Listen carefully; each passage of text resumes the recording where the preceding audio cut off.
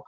So in this session, we wanted to give you an overview of the kind of work we fund via our application process, but also a sense of how we're making grants at the moment, with communities and the organisations supporting them, having had to deal with the impact of coronavirus, and how how our grant making has been affected as a result of that. I mean, in a sense, it's not been affected that much, but just kind of our thinking, with funding around the time of the pandemic. So we're aiming to speak for about 20 minutes, and we're hoping to have some time for questions at the end, by keeping it relatively brief.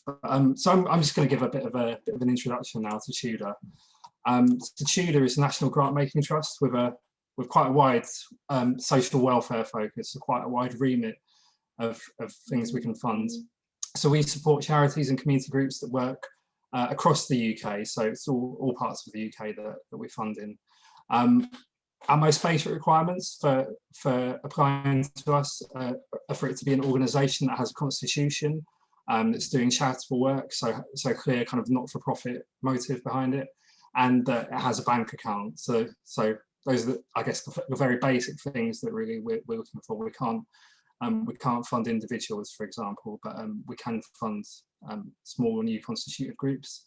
Our focus is very much on smaller scale groups and community-led groups, which are supporting marginalised people, so people who are marginalised for whatever reason. So in some cases this could be economic deprivation, could be poverty, it could be disability, it could be people who are marginalised due to their ethnicity or race, it could be people who are marginalised due to issues with mental health, issues with drug use. There's a whole range really of things that we fund. I suppose what ties a lot of it together is community, and a lot of it is work that's delivered directly in the community. And yeah, a lot of community centres, a lot of community drop-ins as well. And we fund, as I said, drug and alcohol projects, groups supporting asylum seekers. These are just a few examples and a few of the, but really there's a range of things that we fund. Our focus when funding is always on people. So I suppose that's why we call ourselves a social welfare funder. Our focus is very much on the benefits to the community and the people that's coming about from the work that organisations are doing. So we don't have so much of a specific focus on, say, arts or heritage, even the environment. So we don't fund work, I suppose, where the primary aim is, environmental aim, even though, it's something that so many of us care about and affects all of our lives. Sorry, Ishan, can I possibly just interrupt? Are you still on the first slide? Because we can only see your first slide. Yeah, that's right. Sorry, I hadn't gone to the next one yet. Okay, sorry. The introduction, but yeah, thanks for pointing out. I did need to remember to move on to slides actually. So yeah, as I was saying, so in terms of work around, say, arts or the environment, our focus would always be on the people. So on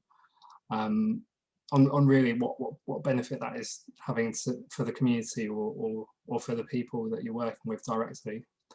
So Tudor's been going since 1955 and has made around 35,000 grants, totaling £725 million in that time.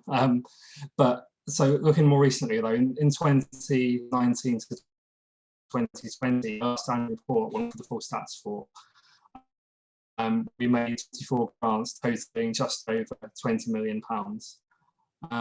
So I'm going to hand over who's going to talk a bit about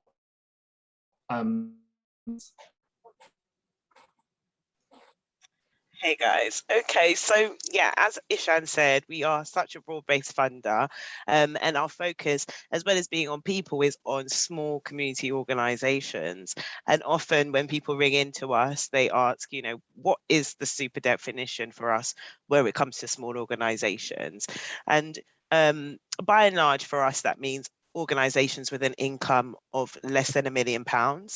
We have in our history supported some organizations for kind of large strategic aims that are over £1 million. But this year we've kind of come down a bit firmer on that. So we've now not funding any organisations over £1 million. And last year, 41% of our grants went towards organisations with a turnover of less than 100,000. And so we are really focused on the smallest end of the scale where it comes to small community groups and organisations. Another thing to say is that our groups don't have to be registered charities. And so we do get a lot of calls from community groups that are set up in different structures. So for us, it's not so much the structure as more so us understanding why that structure has been put in place. So you might be a community interest company or a community interest company, a CIO, all the different structures. At a minimum, we ask that you're constituted, that you have a set of accounts or a bank statement in the name of your organization, and either 3 directors or 3 trustees. And if you are a company, that you are limited by guarantee without share capital. And so those are our minimum requirements. But as long as you are constituted, as I said, you are eligible to apply, so that's fine. And like most funders, there are some things that we don't tend to fund. As Isha mentioned, we do have some things that we can be flexible on, but we do have an exclusions list as well. So taking, for example, arts, sports or heritage, we don't tend to fund where there isn't a strong social welfare. And usually by that, we mean holistic support that's targeting the marginalized communities themselves. So unfortunately, we're not able to fund a lot of kind of short-term projects, but we can have a look at those longer-term wraparound support type activities that might be just on the edges of what we tend to fund. But again, as we said, always give us a call if you have any further questions, or we understand that community groups can be in many different structures and have kind of sometimes really niche ways of working. And if you'd like to talk that through before you're thinking about applying to us, it is a good idea to just give us a call on the phone.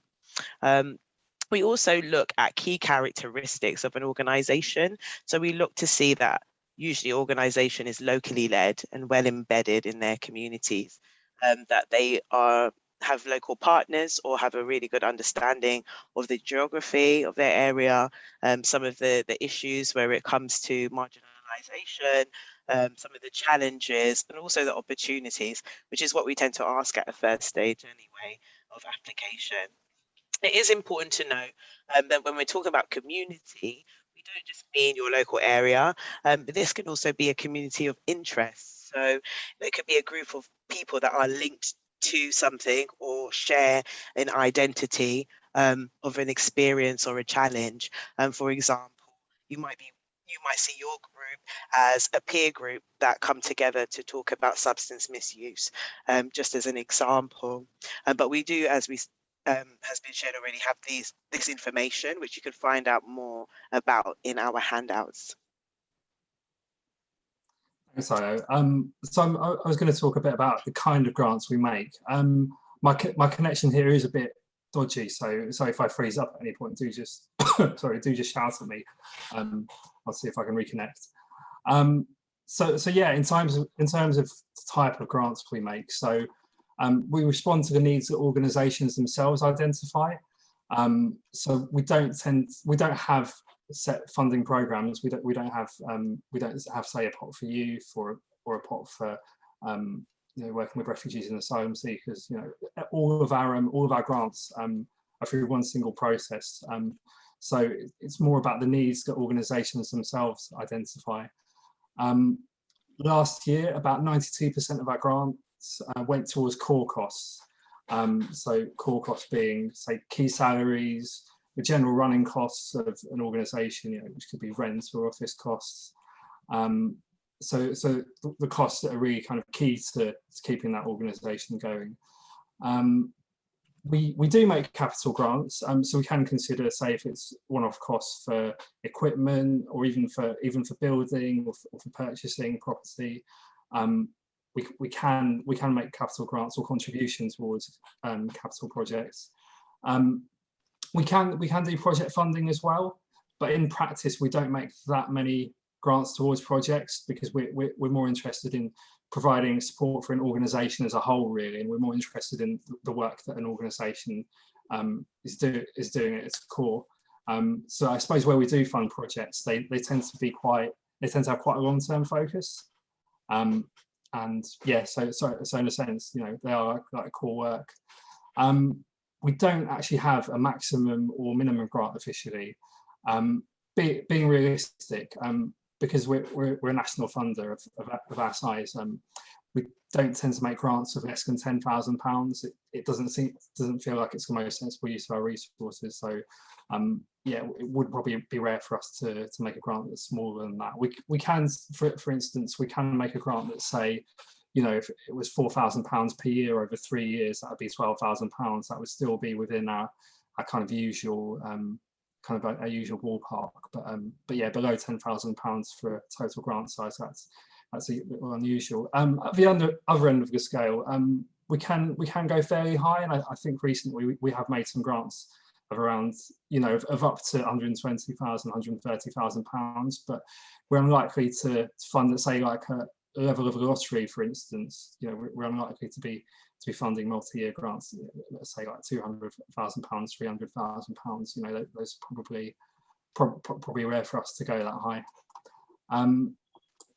People often ask about the average grant that Tudor makes. So last year, the average figure was £74,000. In practice, that's not that useful a figure, just because that average figure includes 1, 2, 3 year grants and capital grants. So it maybe doesn't really represent any particular kind of medium in between all of those grants. What can be useful is to see the range of grants that we make, and you can find this on our website. If you go to any page, scroll to the bottom, go to the download section, you can find grants reviews and grants lists for previous months and for previous years.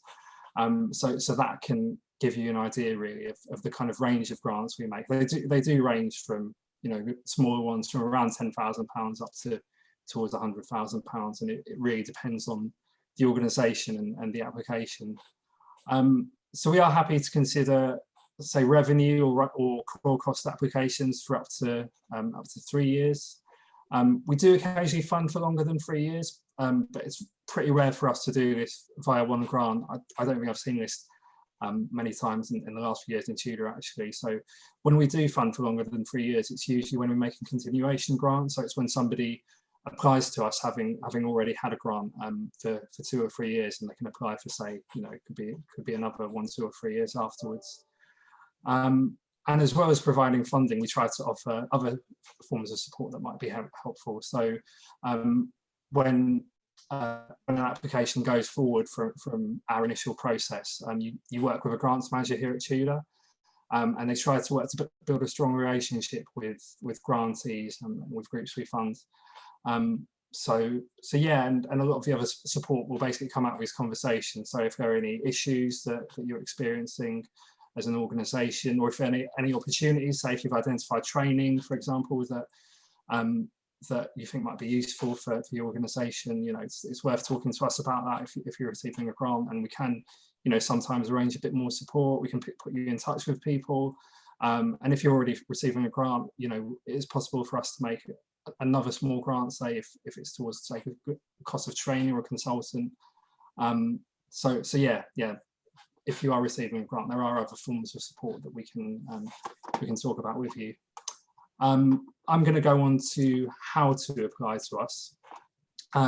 We introduced an online application process from 1st April, which was a long time coming, I suppose. We had done for a long time. We'd been doing quite old school postal applications and then email applications, which were pretty much the same, really. We were just getting you to send everything through by email. But we have finally got an online portal on our website now that you can apply via. We've tried to keep it as simple as possible. You fill in a form with your main details on our online portal, so that's contact details and details about the organisation, say trustees and directors. And we then get you to attach some key documents, which, if you've applied to us before, it'll be the same as what we've asked for before. We've got no deadlines, so it's a rolling programme, and you can apply to us any time of the year, and there's not really a better or worse time really to apply to us. It's whenever you're ready, really. So we've got a two-stage process. We do get a lot of applications in, it has to be said. We received about 2,600 applications last year. And yeah, to be upfront, only about 1 in 8 applications do get through to the second stage. And that is something to bear in mind when applying to us. Unfortunately, because of our quite open guidelines, we do get quite a lot of applications coming in. And unfortunately, we do say no to a lot, and to quite a few good ones, sadly. The two-stage process then that we have is designed to try and keep the time to a minimum when you're applying. We have a really brief application at the first stage, so we ask you to write a short covering letter, which can just be to kind of introduce your organisation or give a bit of context, and that's 1 to 2 sides of A4. Application, I'd say, is answers to 5 of our questions, which you can find in our guidelines, and it's about the work you do, about the community you work with, and about what you'd like in terms of support from Tudor. And that's no more than 2 sides of A4. And I appreciate for a lot of people actually kind of writing that amount and trying to keep things down. That's a lot of effort in itself. But our idea really is to make it so that it's quite a brief application, so you don't spend too much time on it, and that we're able to make a decision based on that. In the application, we also ask about the positives in the community as well as the challenges that your community is facing. So yeah, I suppose we also want to hear about good stories, about positive things that you've seen when you're working, whether it's a strong sense of togetherness in the community, whether it's people in the community having skills to offer. I suppose we're encouraging you to think about the assets and the positive things as well as the challenges. So every application we receive is assessed by 2 members of staff and goes to a meeting with the rest of the grants team and the trustee. And we do try to get back to you within a month of when you first make that application, to let you know whether it's going through to the next stage or not. So if it's not going through, then we do try to let you know fairly soon. And we ask you to wait for 12 months before applying if you do get a refusal at that stage.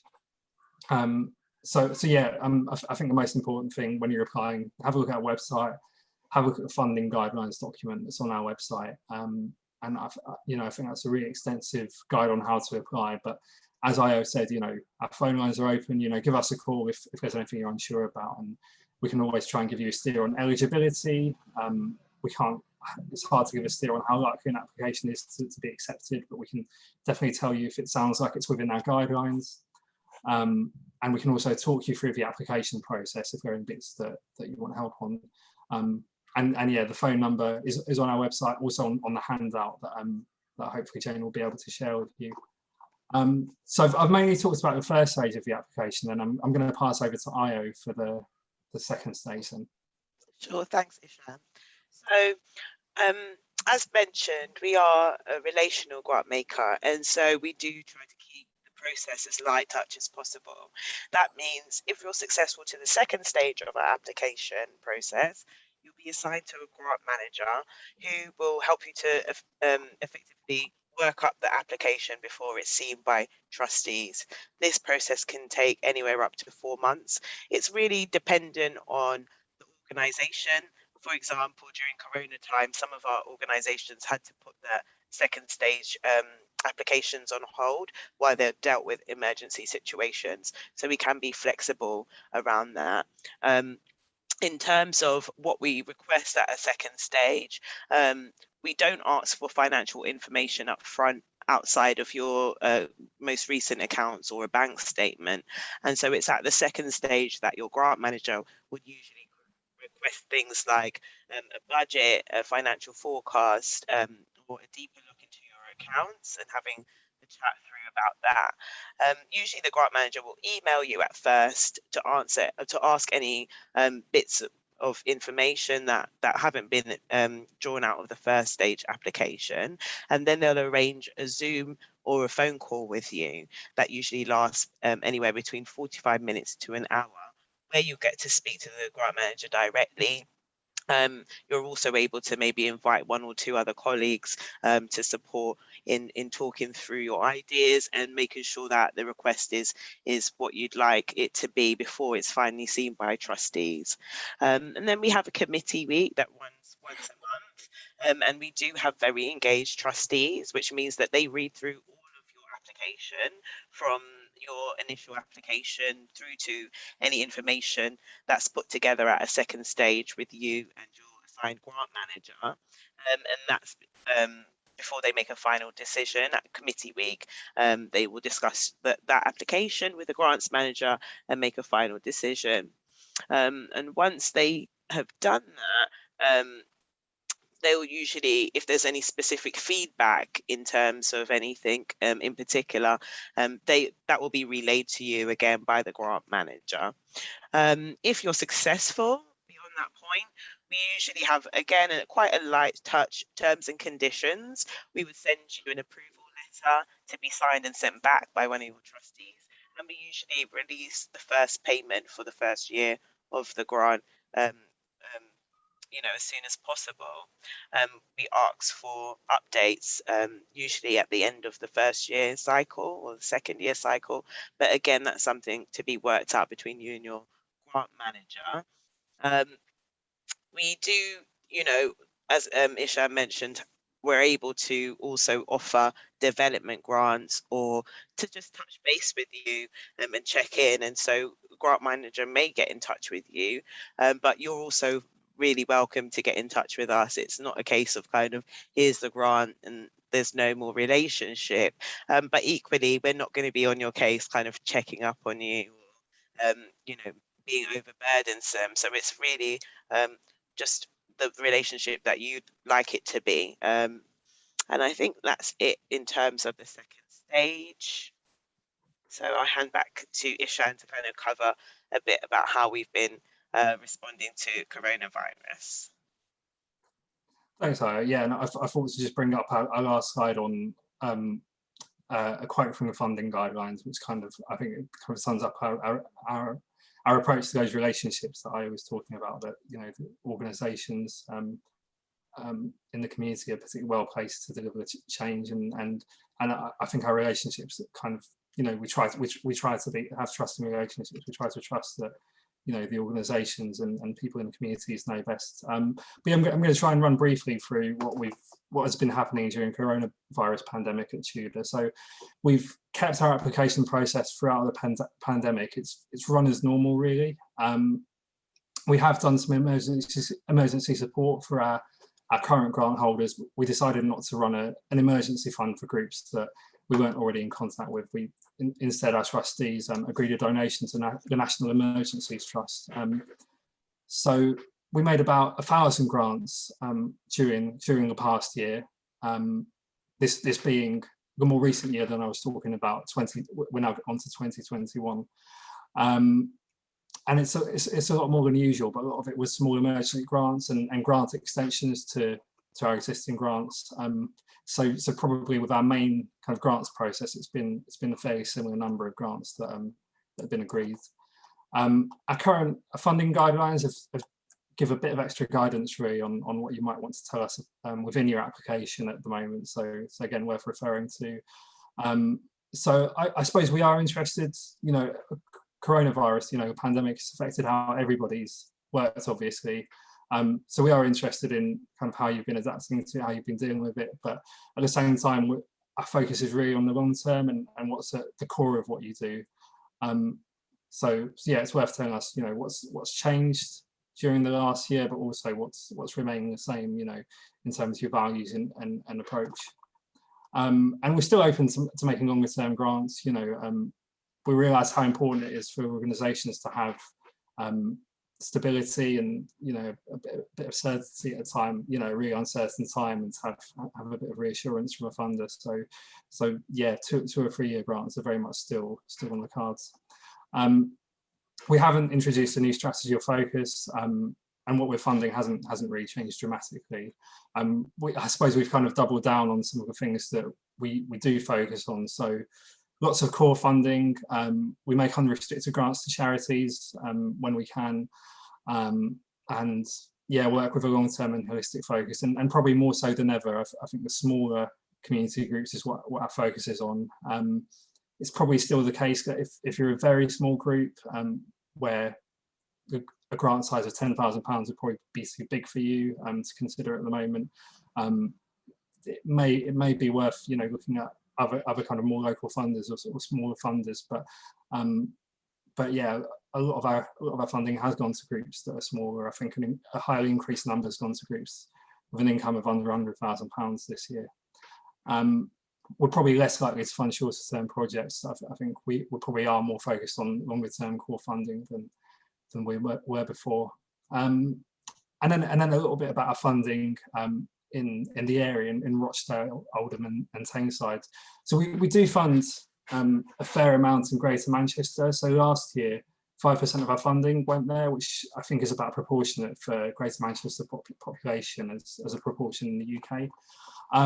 It has to be said, in the boroughs of Rochdale, Oldham and Tameside, they are a bit of a cold spot for us, which is one of the reasons we're interested in doing this event. We received only 14 applications from these areas combined in the last year, and that's less than 0.1% of our total of applications. So it's way less than we'd expect, really. And only one of these received a grant in the end, which was a women's centre based in Oldham. We do have a couple of other ongoing grants in Oldham that were approved in previous years. So one's an organisation supporting women, Black and African women in Oldham. Another works in the wider area on only as an isolation, so it's not actually restricted to the local area. And we did have a couple of grants in Rochdale that recently finished, but nothing in there at the moment. So yeah, I think it's fair to say, you know, we would like to be funding more in the area if we could.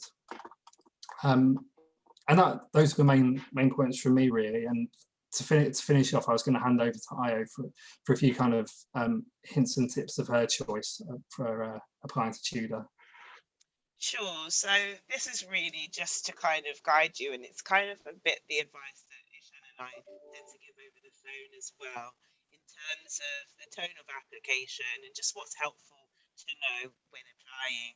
So we say that try to keep your proposal written by somebody that is really well versed in the work that you're doing, has enthusiasm and passion for the work that you're doing. As we mentioned, we're only able to take forward 1 in 8 applications, and sometimes most of the time when we're declining applications, it's not because the applications weren't any good, but if you're doing similar work to someone in a similarly deprived borough, for example, it can be difficult for us to make a decision between those. So it really helps to stand out and show that you are really passionate and driven about the work that you're doing. Having said that, we're not necessarily looking for the most glossy looking applications. It's not about being slick or having jargon. It's just about really writing from the heart and being able to describe to us the core of the work that you do, the core of the values of your organisation, and why you're passionate about what's happening in your community. Your microphone was. Sorry about that. Thank you, Ishan. So I was just saying that, definitely get someone to write it that's enthusiastic. It's not about having a glossy application, and most of the groups that we fund are small, so they're not necessarily professional fundraisers, and we bear that in mind. We also ask that you're just clear about what you do and why you do it. So sometimes we get applications through that are very well at describing, the passion behind the work, but then not so detailed in terms of what the work is itself. And particularly if it's work that we don't tend to come across a lot, that might be niche or something that is underfunded, in the sector, it is really helpful to just break that down for us or tell us the specifics of what's happening in your community, and just use simple language for us to understand. We also don't ask for necessarily lots of numbers and figures, but we do welcome giving us an idea of the scale of your work and the impact that it's having, getting the voice of the community coming through in your application as well. It's helpful, for example, if you're working with children and young people, to share with us how children and young people are involved. Do you have any young trustees on your board? Or where are the spaces in your organisation to listen to the needs and concerns of young people? But you also say that we're a charitable funder. So ultimately, our focus is on the people who are making a difference. We don't need them, a lot of formal outcome driven language. Again, it's just best to be honest with us about the challenges that you're facing and not glossing over the difficulties. People tend to come to us usually when they're having a step change in their organization, or they're ready to take on a few of their first salaried members of staff. And so in doing that, they might not have, the best set of accounts, or they might not have a load of reserves. We don't see that as off-putting. Definitely feel free to share that with us. We have the flexibility to be able to provide a range of support for community organizations. So the more that we know about you, especially if you're successful to the second stage, your grant manager is going to be able to support you and give you guidance on whether, for example, it's a good idea to apply for a development grant. So definitely feel free to share with us just where you're at as an organization. And finally, get someone not connected to your organization to just have a read through of the application, because it's always great to have a kind of pair of eyes over your work that isn't directly connected to the work you do. Sometimes in our small organizations, we can just get used to writing in a certain way or having a certain culture of how we communicate, and someone else just might be able to give you a bit of guidance that helps to make that a bit more accessible to anyone else reading. And that's it. But definitely the main things to do is just to know that we are fairly informal funder where it comes to our application process. Definitely ring us up. And if you're not able to get through to us, we will pick up on any messages that are left, and we usually get back pretty